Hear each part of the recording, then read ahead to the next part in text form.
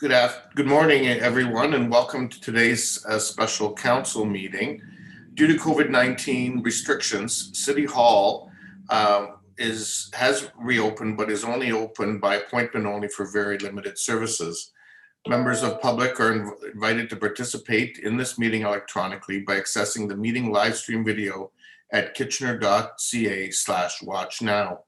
While in-person delegation requests are not feasible at this time, members of the public were invited to submit written comments or participate electronically in the meeting by contacting delegation@kitchener.ca. Any written comments have been circulated prior to the meeting and will form part of the public record. As we begin today's long day of meetings, I'd like to acknowledge that today we gather on the traditional territory of the neutral Anishinaabe and Haudenosaunee peoples. We recognize our responsibility to serve as stewards for the land and honor the original caretakers who came before us. Our community is enriched by the enduring knowledge and deep-rooted traditions of the diverse First Nations, Métis, and Inuit in Kitchener today. We'll begin now with today's audit committee meeting and then go into special council and caucus. The first item on our agenda today is the 2020 audited consolidated financial statements. And Karina, are you starting that off, or we're going right to Mr. Manil? I'll hand it over to Sherry. Oh, Sherry is, okay, great. Thanks, Sherry. Good morning. Thank you for having me here to present the 2020 annual financial report. Just checking. Ms. Brisbane, can you just speak up a little louder? Your volume's quite low. I'm just checking with Legislative Services. Will they put the presentation up, or do I need to share my screen? No, we will put it up for you. Sorry, Helen just couldn't hear you either. So she's getting ready to go.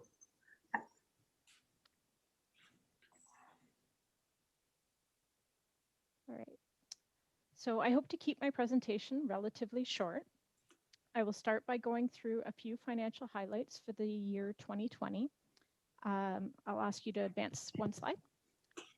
Next, I will provide a reminder of how the audited financial statements differ from the variance reporting provided throughout the year.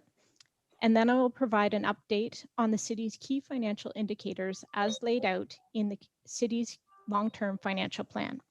After that, I will turn the presentation over to KPMG to have them present their findings of their audit. Please advance the slide.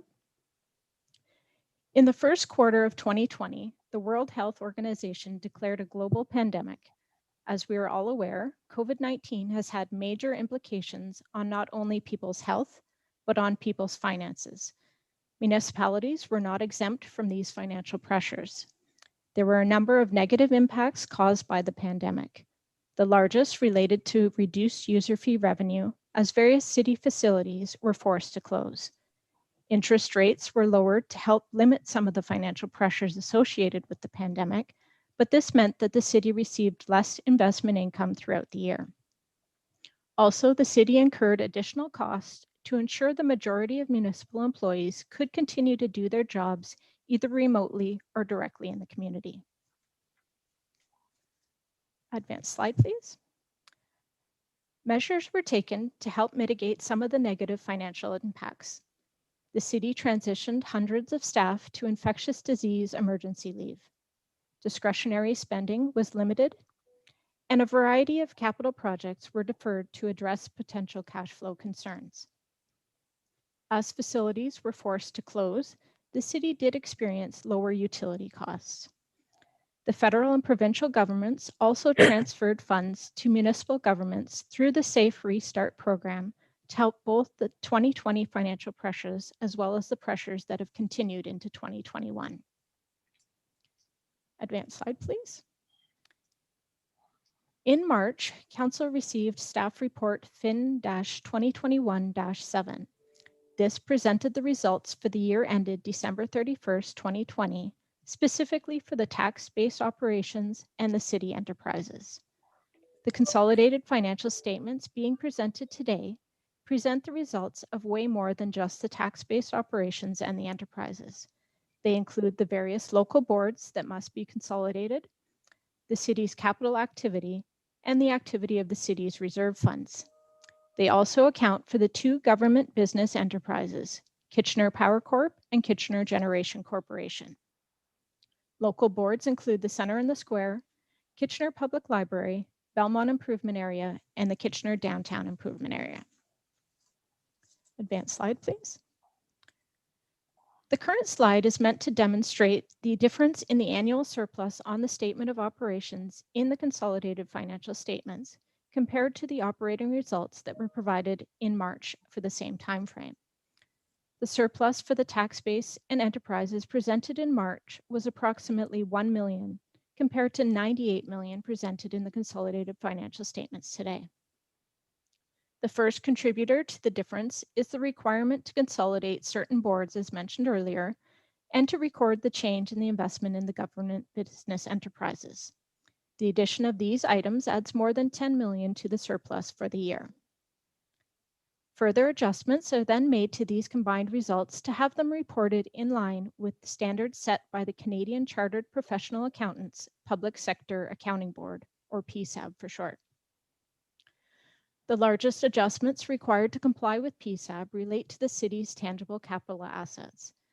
The statement of operation includes the revenue streams that were used to fund the creation of these assets and the annual amortization of these assets over their useful lives. The expenses incurred to build or purchase the assets are excluded from the statement of operations, but rather are included as an asset on the statement of financial position. Transfers from operations to capital or reserve funds and transfers from capital or reserve funds are removed in the consolidation, as these are an expense in one fund and a revenue in another. Given the consolidated financial statements are adding all funds together, these expenses and revenues offset. Another significant PSAB adjustment involves the treatment of debt repayments. Both interest and principal are treated as an expense in the operating results, whereas PSAB only allows for expensing of the interest. Taking all of these items into consideration leads to the annual surplus as presented in the consolidated statements of $98 million. Advanced slide, please. The city's first long-term financial plan was endorsed by Council in October of 2019. The long-term financial plan includes 6 financial indicators that, when looked at together, provide a good representation of the city's financial position. For each of these indicators, we present both a 10-year trend analysis as well as a comparison with a peer group made up of other lower-tier municipalities with similar populations. Please note that the comparators with peers in each case show data from 2017 through 2019, as 2020 data is not yet available for most municipalities. The first indicator is taxes receivable as a percentage of tax levied. If the percentage increases over time, it may indicate a decline in the municipality's economic health. The city has remained well below the recommended maximum and is right in line with the comparator cities. With the financial pressures of the pandemic, we expected there may be some increase in this ratio, and we may see some further growth in 2021, but we don't anticipate moving to a concerning level. Advanced slide, please. The second indicator looks at reserve balances compared to total municipal expenses. The city's reserve balances have grown each year for the past decade, but the city's ratio has only risen above the recommended minimum of 20% in the last 2 years. The city is well below all of the other comparative municipalities in this ratio. For the sake of this analysis, both reserves and expenses for the gas enterprise have been removed, as none of the comparator municipalities operate a gas utility. Council is encouraged to continue setting aside funds when able to do so in order that the reserves are available to ensure future liabilities can be met, capital assets are properly maintained, and sufficient financial flexibility exists to respond to economic cycles and unanticipated financial requirements. Advanced slide, please. Credit rating agencies prefer that principal and interest payments should be kept below 10% of own source revenues, and the annual repayment limit set out by Ontario Regulation 403/02 is 25%. The city is well below both of these targets and is right in line with the average rate of the comparator municipalities. Advanced slide, please. The next financial indicator we consider is the capital asset consumption ratio. The city's ratio falls in the bottom half of the relatively new category, and all of the other comparator municipalities presented are in the same age category with the exception of Vaughan. The city's ratio has been consistent over the past decade and does not present major concerns. Having solid asset management plans and continuing to follow those plans will help maintain the city's positive financial condition. Advanced slide, please. The next indicator we look at is the debt to reserve ratio. The city's declining debt and increasing reserves has led to a vast improvement in this ratio over the past decade. For the last 3 years, the city has been at or slightly below the benchmark for the ratio of $1 in reserves for every dollar held in debt. The city has been slightly above the average of the comparator municipality group, but is moving in line as a result of the improvements made. Advanced slide, please. The last financial indicator we will look at today is the ratio of the financial assets to liabilities. A ratio of 1-to-1 ensures that there is enough financial assets to cover off all of the municipality's liabilities. The city has maintained a steady ratio and is slightly higher than the average of the comparator municipalities. So overall, we can see that the ratios confirm Kitchener's commitment to sound financial management and fiscal prudence. This has allowed the city to maintain a strong financial position, even through these times of extreme financial pressure. The pandemic's effects are expected to continue throughout 2021 and beyond. The additional funding that was provided by the federal and provincial government to help address continued financial pressures faced by municipalities, along with the city's continued cost mitigation measures, will help to reduce the overall financial impact and future projected deficits. So I'm happy to respond to any questions council may have at this time. Okay, thank you very much. Councillor Gazzola. Yeah, I have one question and also a suggestion, if I could. If you could go back to the schedule that shows how the surplus, how we went from a $5 million deficit to a true surplus of 99 million. I just wanted to point. That would be slide 6, I believe. It was your first schedule, really. Sorry, down one. Yeah. Or up one. There we go. Yeah, that's the one. Which I can't even read from here, but I just wanted to. It's a really an important schedule because it shows the true worth of the city.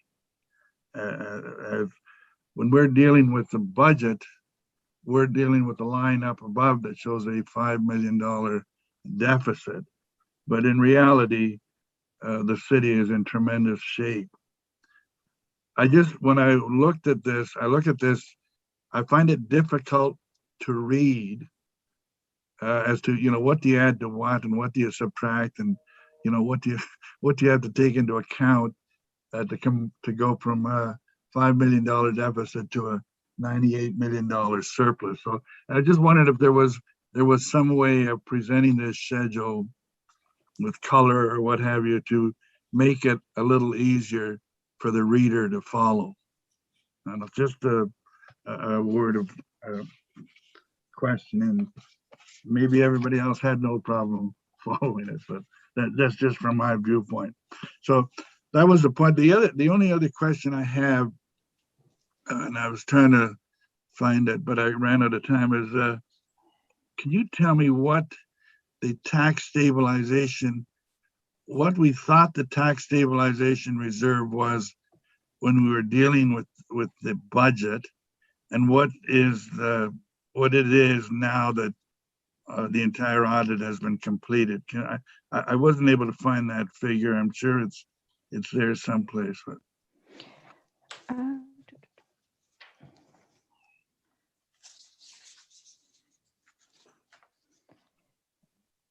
We don't, in fact, present the tax stabilization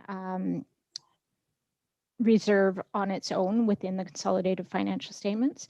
It is one of many reserves reported in schedule or in note 15 of the financial statements. And I would have to get back to you. I don't know the budgeted amount compared to the final amount in there. Okay, that's fine. Thank you. I appreciate that. Thanks, Councillor Gazzola. Councillor Davey. Yes, thank you for the presentation. Just a question on the charts that showed the debt to reserve ratio on that slide. Oh, pardon me. There we go. Yeah, sorry, reserves to expenses. So that one does cause a bit of concern, but I just wanted to clarify. So this does not include, did you say hydro and gas, or was it just hydro?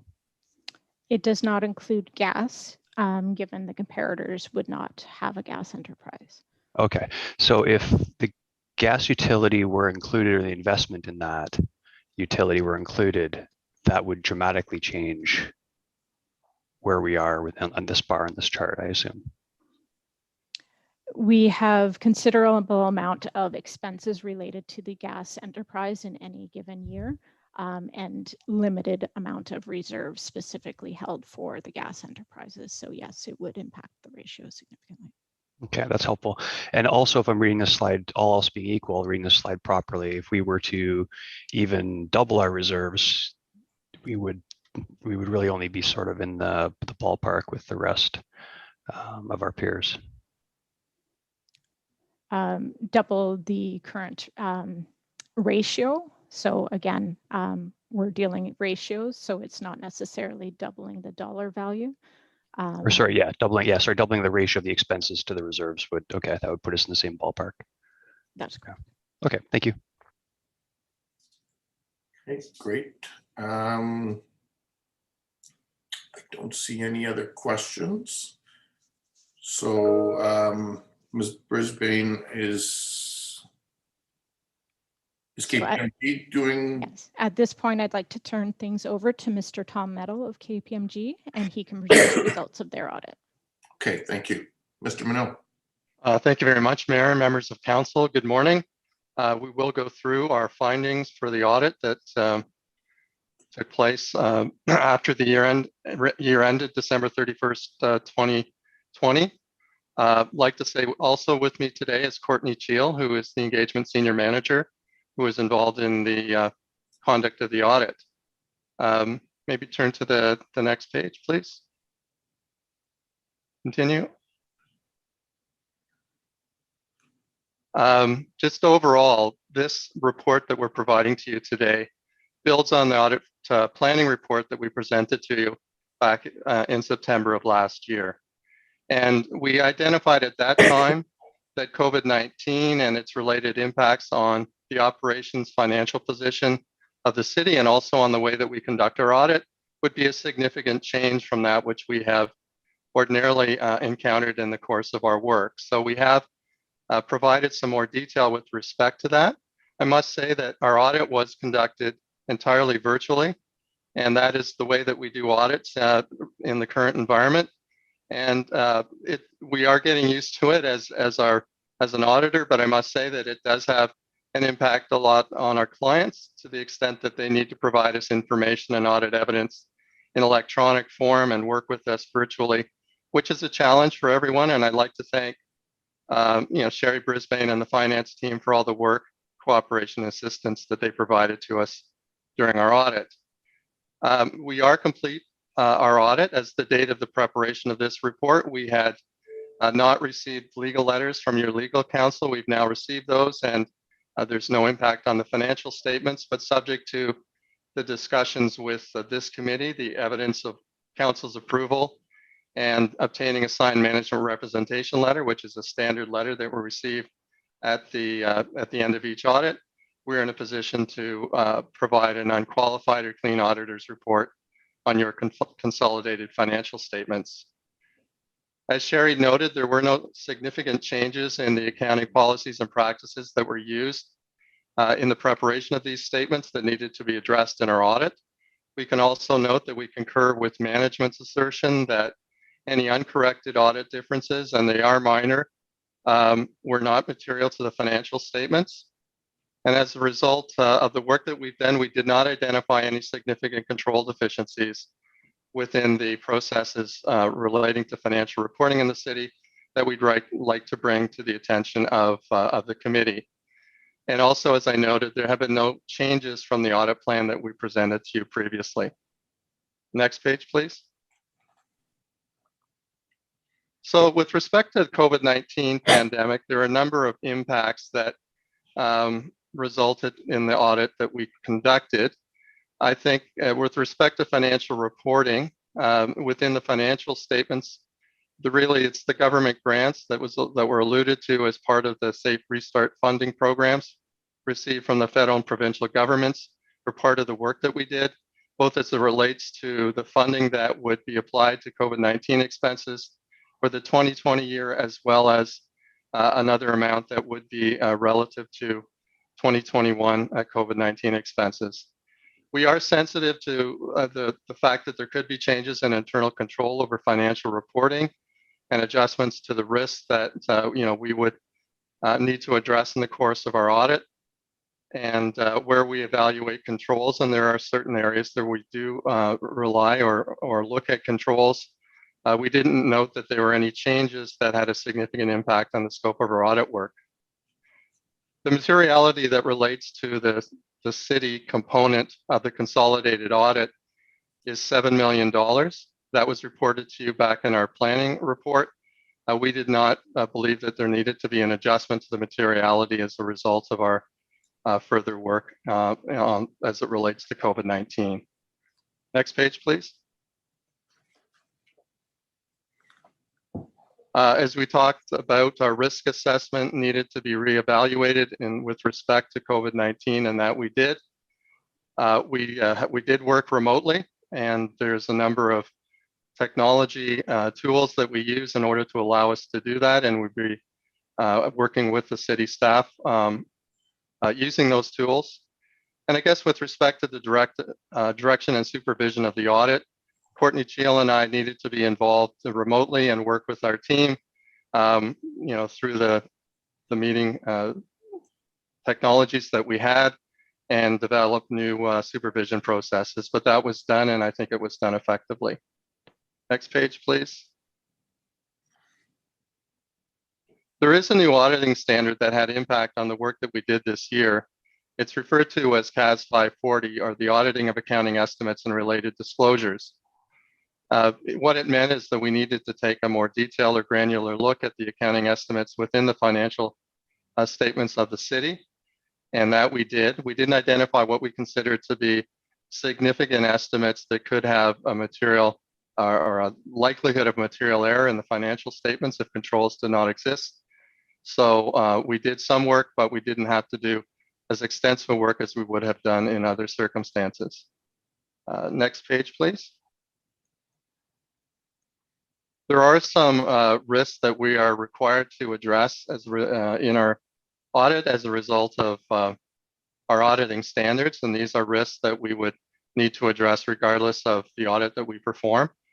Certainly, the first one is fraud risk from revenue recognition, and it's a fraud risk normally associated with for-profit enterprises. And given the nature of the revenue that the city has, we have been able to rebut this fraud risk. We certainly do significant work around revenue, but we didn't address specifically the risk of fraud. Next page, please. One risk that we cannot rebut with respect to fraud risk is that relating to management override of controls. And this is an area that we do look at. We address it through the testing of journal entries. We perform a retrospective review of estimates, and we evaluate the business rationale of any significant or unusual transactions that the city may have engaged in. As a result of the work that we did not identify any issues as it relates to the management override of controls. Next page, please. There are some areas of focus that we'll touch on here. The first is the obligatory reserve funds revenue and deferred revenue. and specifically as it relates to development charge reserve fund revenue and deferred revenue. And there is some judgment with respect to this because the capital projects for which revenue is recognized must be developmental in nature. So with respect to this area, we did test controls around the recording of revenues and cash receipts. We obtained a schedule of continuity of the deferred development charge reserves and revenue. We vouched a sample of the receipts that were collected for development charges, and we did testing over the amounts that are recognized in revenue by ensuring that the related expenditures meet the criteria of being growth related. And we didn't find any issues as a result of our testing. Next page. Another area we're highlighting is post-employment benefits. These relate to amounts that are recorded within the financial statements based on actuarial estimates. And as a result, there are some judgments that are involved in estimates involved, and that's why we focus on this. Our work consisted of communicating with the actuarial specialists that were involved, confirming the process for identification and making of those estimates, assuming the reasonableness of the assumptions used, testing the appropriateness of the underlying data, and just making sure that items like the discount rate are consistent with that we're seeing in other similar situations. And we did rely upon the work of the city's experts, Mondellis Actuarial, in the audit of these amounts. On the next page, we talk about tangible capital assets, which is certainly in terms of a dollar amount, a very significant amount to the financial statements of the city. So we did look at additions to tangible capital assets and disposals, reviewed expense accounts to ensure that all items that are expensed relating to tangible capital assets were not done inappropriately, and we recalculated amortization expense. On the next page, we talk about so the approach to other areas. Certainly we do significant work in large areas such as investments and taxation, and the approach that we've taken is detailed on this page. Next page, please. We do use technology in the audit, and one that we've highlighted here is just the use of what we call our CAP tool, or it's a program that's used to facilitate data extraction of journal entries. And this is just an example of where we can audit 100% of entries where perhaps we would have sampled previously and identify outliers. So that's the trend in audit, and certainly we're using them to the extent possible in the city's audit. Next page, please. Just with respect to financial statement presentation and disclosure, we believe that the form, arrangement, and content of the financial statements are appropriate for an organization such as the city, and that we have no concerns regarding future implementation of standards. And there are some, most of which have been delayed because of COVID, but they are ones that we referred to in our planning report. Next page, please. As I mentioned, there are no material uncorrected differences or significant corrected adjustments. Next page, please.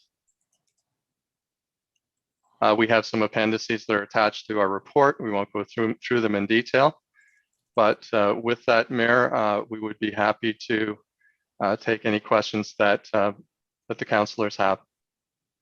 Great, thanks. Thanks very much, Mr. Minnell. And we've got one question at this point, a couple actually. I'll start with Councillor Gazzola, please. Yeah, thank you. I want to go back to that schedule. It's on page 185. It deals with CAS 540, dealing with estimates. I just wonder if you could refresh my memory as to where the city gets involved with estimates as opposed to actual figures and things. Can you give me an example? Well, there are several examples of estimates that are used in the sort of the financial reporting of the city. We did mention about employee future benefits, so there are estimates that are involved there, clearly. Another one is the allowance for doubtful accounts relating to taxes receivable, and there is an amount that is recorded with respect to sort of potential allowance or bad debts with respect to that amount. There also are investments that are disclosed in the notes at fair value.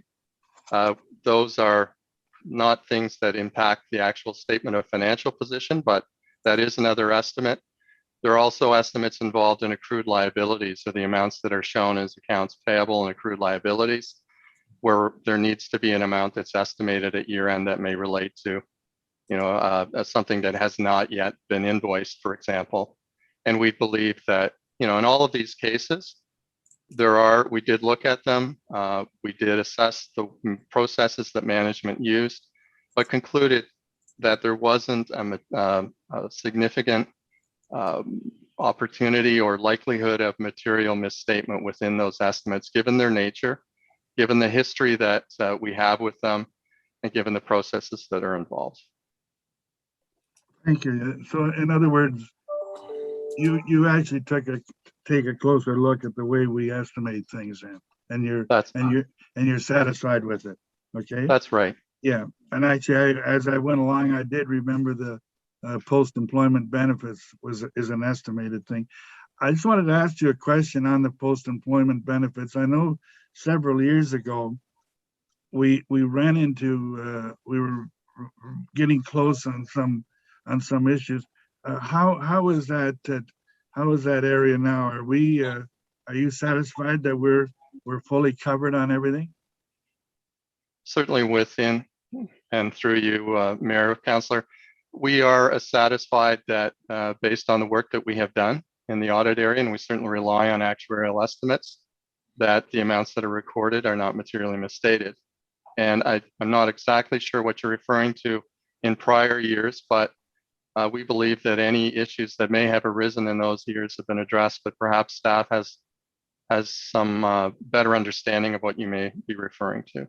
No, it was a case where I think there was a sort of a difference between what our actuaries were saying and we hadn't updated the information, but I know since then they have updated all the information and it appears that things are in line. So I just wanted to make sure that we're still there. So just one final question.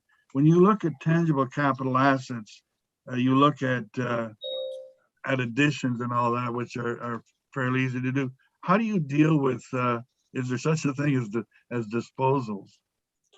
Do they come into play? Are there any assets that we no longer have? Through you, Mayor. Councillor, yes, there are assets that are disposed of. And there are processes in place within the city to ensure, I think, in communication with your engineers and the more operational aspects of the city, to ensure that if there are amounts or there are assets that are replaced, that certainly the ones that are replaced are removed from the accounts. I think there are also situations where there may be a disposal that needs to be identified outside of that, and I believe that there is a committee or a process. There are meetings that are held to ensure that those amounts are identified. Thank you very much. Thanks, Councillor Gazzola. Councillor Marsh. Yeah, thanks. I just, first of all, I want to commend our staff and this collaboration on our audit. It must be so hard to do it virtually, and I know how much easier it will be when you're able to do it in person again. I wanted to ask about just, is there a definition or like an agreed upon way of determining whether discrepancies are material or not? Like, and can you remind us what that threshold is? Because if I knew it, I don't remember it. Okay, Councillor, through you, Mayor. Materiality is an amount that's determined at the beginning of an audit to determine not only what amount we would consider to be materially misstating the financial statements, and that's just the quantitative element of. There's also a qualitative, which we'll get into, but it also determines the scope and extent of our testing. So the larger the organization and the higher the materiality, the greater the risk that we assume or we assess for an organization, the lower the materiality. So it's a combination of both. In this particular audit, it's $7 million is the amount of materiality. And just to comfort you, we certainly do look at items significantly less than that, but that is the amount that's determined to be material. There are guidelines that are used. We use a gross measure. You're a not-for-profit organization, so we'd use a measure relating to revenue as the basis for which we calculate materiality. So it's somewhere between 0.5% and 3% of total revenue is where we would need to land, and we have consistently landed somewhere around 2% of that. But that's sort of how we calculate materiality. And there are other amounts such as performance materiality, which is a lesser measure than that. And there's also what we call an audit misstatement posting threshold, over which we would be required to report to you as the governance body amounts that are misstated by more than that. And we have done that in the past. We did not, there were no significant uncorrected amounts that we're reporting to you today. Okay, great. So when you mentioned the $7 million as what was determined as the number, is that the total number or for each entry, and difference? That would be the total amount. Yeah, that good. would not be an individual amount. Okay, thanks very much. Great, thanks, Councillor Marsh. Councillor Davey. Yeah, thank you. Just one question I want to ask for the LFOs. I would like to get your thoughts on how it was generally conducting an audit remotely under COVID conditions. I'm curious if it was significantly more difficult, more work, and if there are any risks involved in and of that. Thank you, Councillor, and through you, Mayor. We certainly need to change the approach that we've used to audit remotely.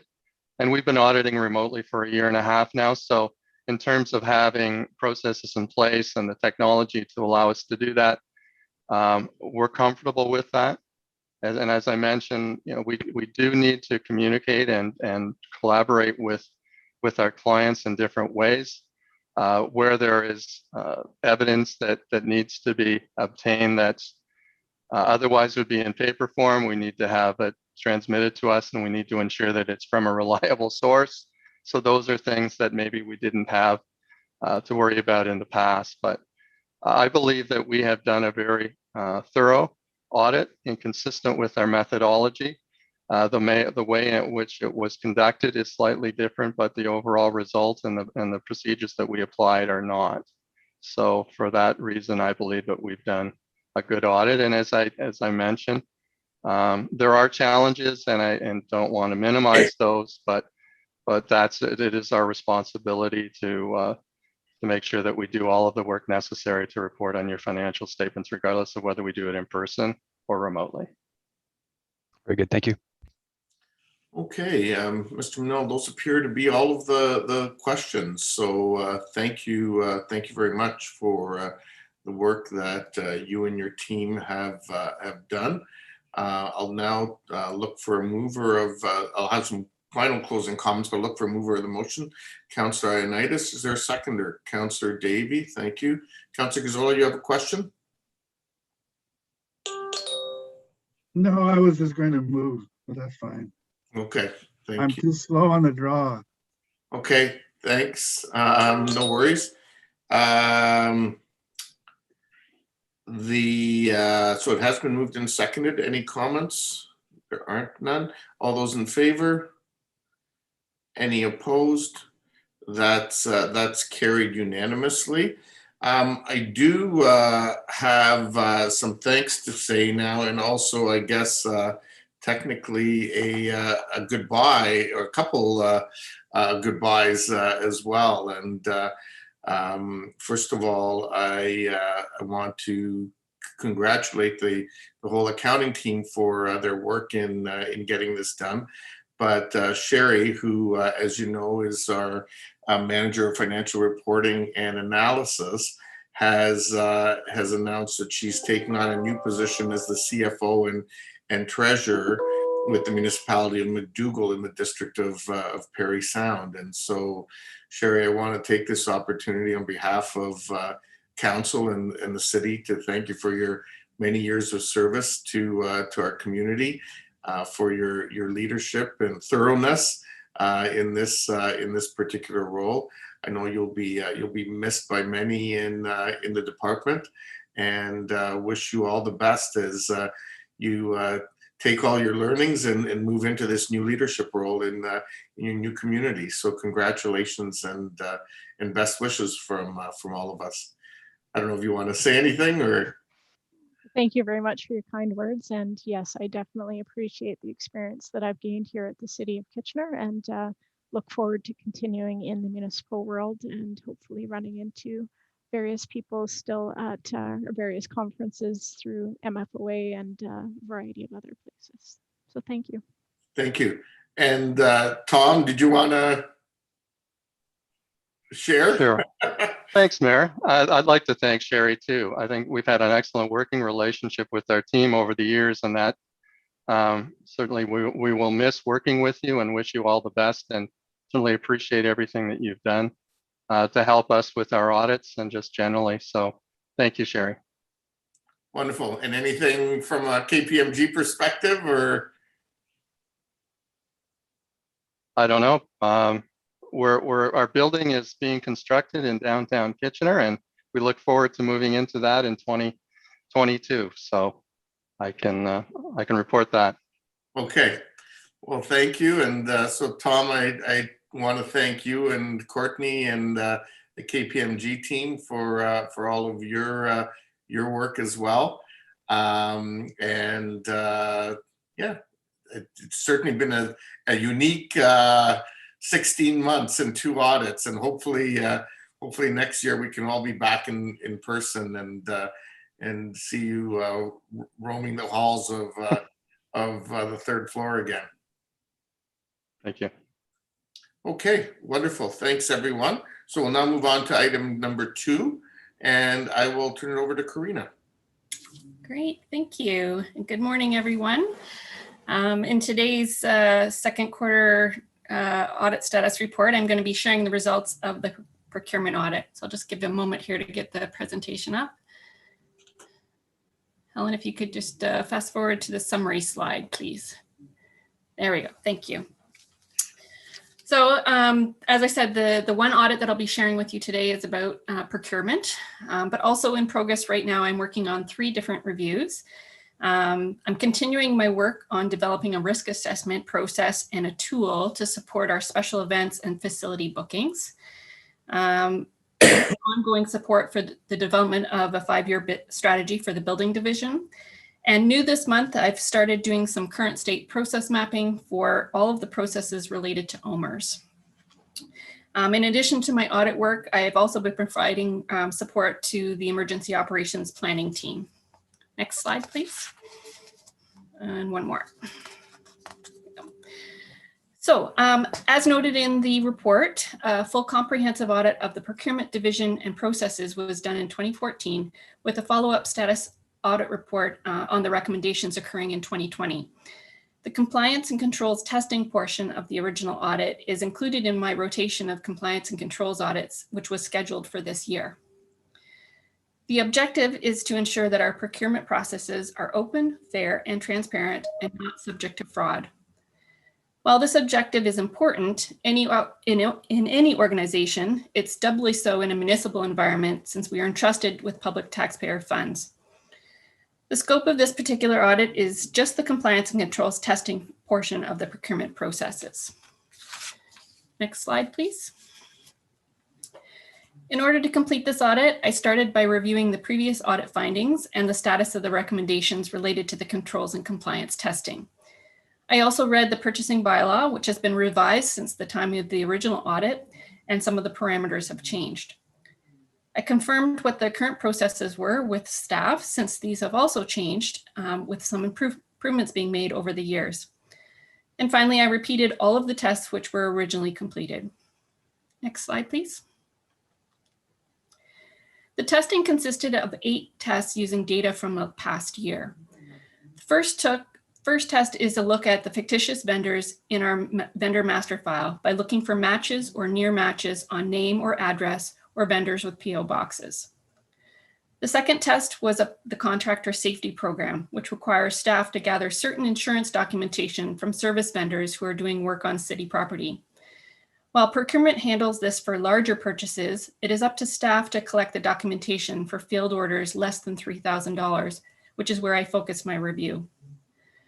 The third test was to look for instances where staff were circumventing the purchasing bylaws by making several smaller purchases to the same vendor rather than going through a competitive bid process. The fourth test was relevant at the time of the original audit and was to look for blanket purchase orders which were set up for a term of more than 3 years, which contravened the rules at that time. However, through my discussions with staff, I found that this was no longer relevant as there is no such rule anymore, so this test was not completed. The fifth test looked at any purchase orders that were overspent by more than 10% to ensure that proper director or council approval was obtained as required. The sixth test reviewed the sole sourcing process and the list of current sole source contracts to look for reasonability and proper approvals. The seventh test compared the vendor master file to our employee master file to look for any conflicts of interest where the city is purchasing goods or services from vendors that are associated with city staff. And finally, the eighth test was to review the process for when an invoice comes in at a higher price than the goods received by more than 10%. Next slide, please. I'm pleased to report that we continue to have a very comprehensive purchasing bylaw and associated controls framework. One of the tools supporting this framework is our SAP online financial system, which also now includes the new SAP Concur system for employee expenses. Both systems have multiple layers of controls and approval paths built in. In addition to the online requirements, there is more generally senior management and council oversight of expenses through regular reviews of financial information. My testing did not reveal any major findings or any instances of fraud. Next slide, please. There were some minor findings, however, where small improvements can be made to further improve controls. First, it was found that while management is supposed to be checking receipts for employee purchases made on corporate credit cards, there is no longer an additional check being done in accounting now that we've moved to the Concur system. Eventually, the new Concur system will have an automated audit function built in, which will identify when receipts have not been attached and to check for the amounts, etc. Until that time, accounting does have the ability to run a report on a monthly basis, which indicates which management staff have not opened and viewed the attached Visa receipts.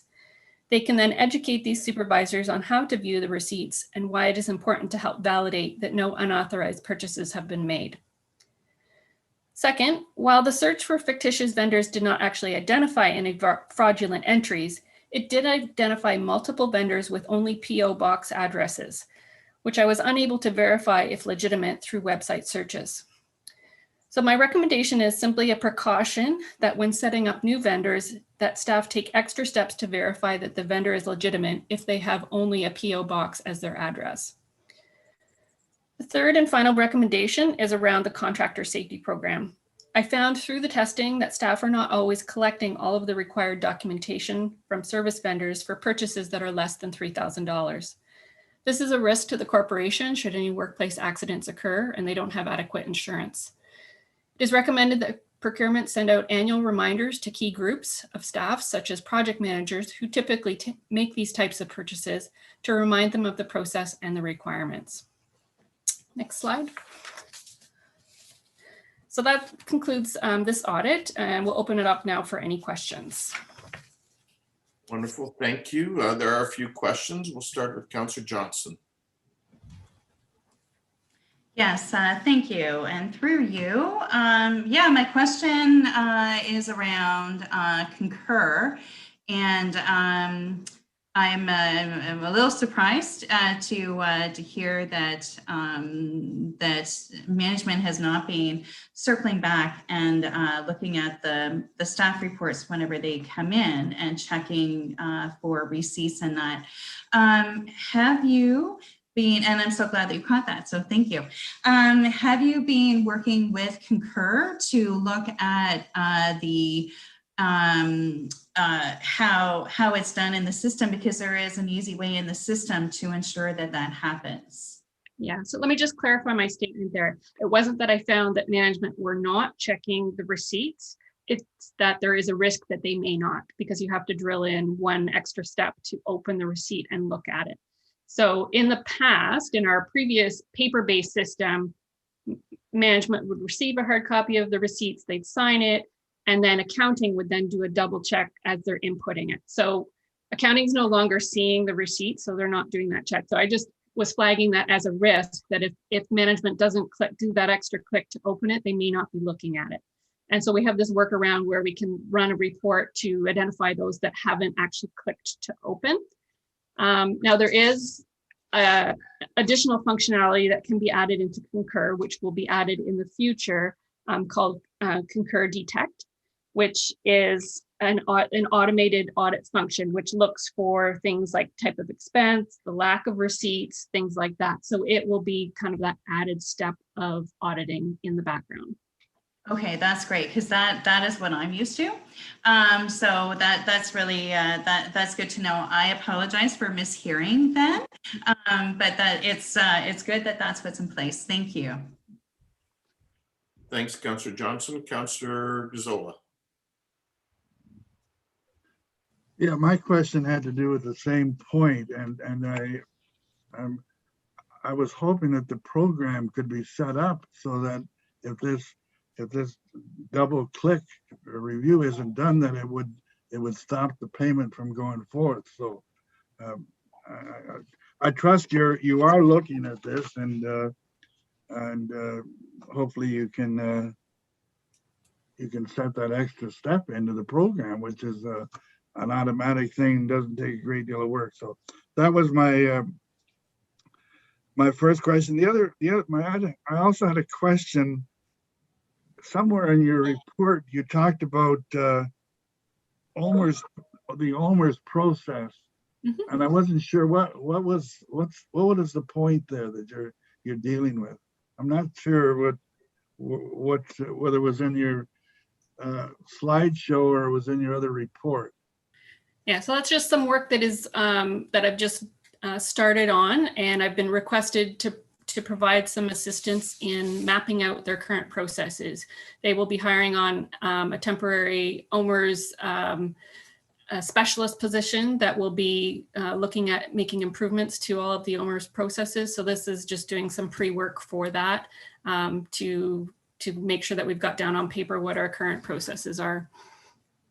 Well, what I would have thought all the OMERS processes were controlled by OMERS. What don't we just collect the money and send it to them? What other things are involved from our point of view?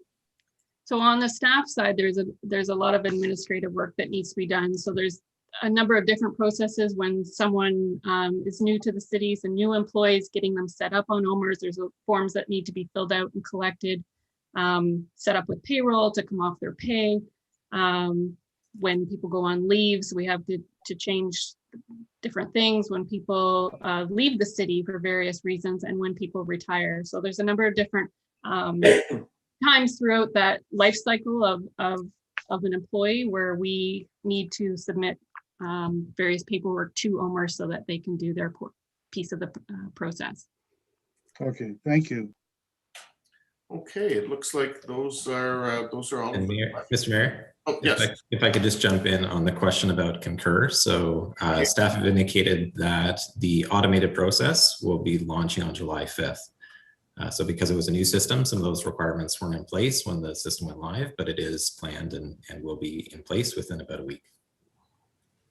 Okay, great. So thank you for that, and that appears to be all of the questions. So thank you, Karina.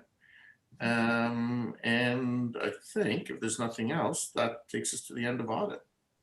Mr. Mayor, if someone could please move the audit committee recommendation. Oh, sorry, I missed that. Somebody want to move that? Councillor Singh, Councillor Johnson, thank you. All those in favor? Opposed? That is carried. So with that, motion to adjourn from audit. Councillor Galvez-Seelock, Councillor Davey, all those in favor? Opposed? That's carried. And I'll now call the special council meeting to order. Motion to go in camera for the items listed. Councillor Schneider, Councillor Johnson, thank you. All those in favor? Opposed? And that is carried. I think we don't need to recess, so motion to adjourn special council.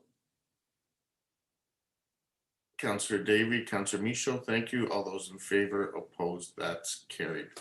We'll just hang on a couple minutes and then we'll get started with the first of our three audits sections today.